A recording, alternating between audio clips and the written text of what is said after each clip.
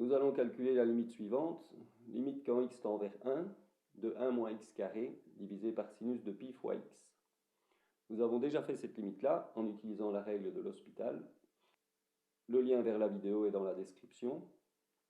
Ici, nous allons nous y prendre autrement. Nous allons utiliser une limite bien connue, qui est la limite quand x tend vers 0, de sinus x sur x, qui est égale à 1, ou, de manière équivalente, la limite quand x tend vers 0, de x sur sinus x, qui est donc aussi égale à 1. On peut généraliser cette limite-là de la manière suivante. Limite quand x tend vers 0, de x divisé par sinus de k fois x.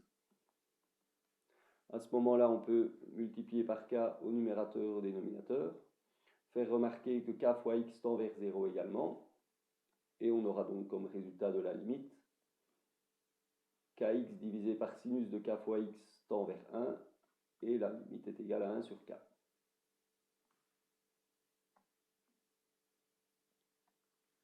Alors, attaquons-nous à cette limite. On commence donc par remplacer x par 1 pour voir si on a une indétermination. 1 moins 1 nous donne 0. Sinus de pi fois 1, sinus de pi nous donne 0 également. On a donc une indétermination 0 sur 0. La première chose est de factoriser le numérateur, ce qui nous donne la limite quand x tend vers 1 de, c'est une différence de carré, et donc 1 moins x fois 1 plus x, divisé par sinus de pi fois x.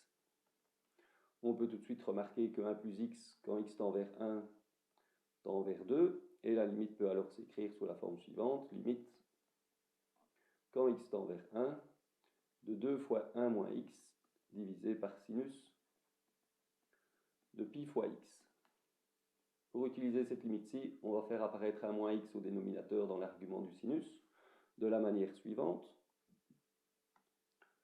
On peut utiliser la propriété suivante de la fonction sinus, le fait que le sinus de x est égal au sinus de son supplémentaire, c'est-à-dire de pi moins x.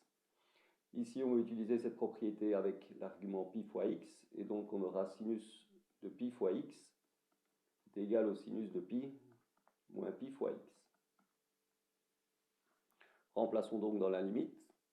On a alors la limite quand x tend vers 1 de 2 fois 1 moins x divisé par le sinus de pi moins pi fois x.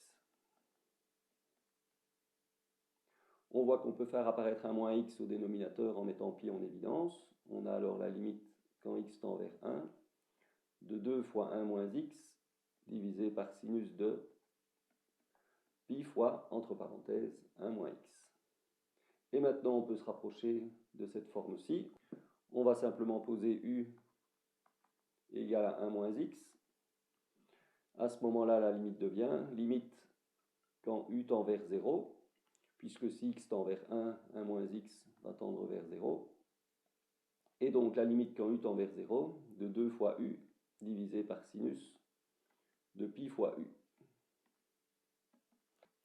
En utilisant cette limite-ci, on voit que u divisé par sinus de pi fois u tend vers 1 sur pi, et comme on a un 2 ici devant, la limite est égale à 2 sur pi.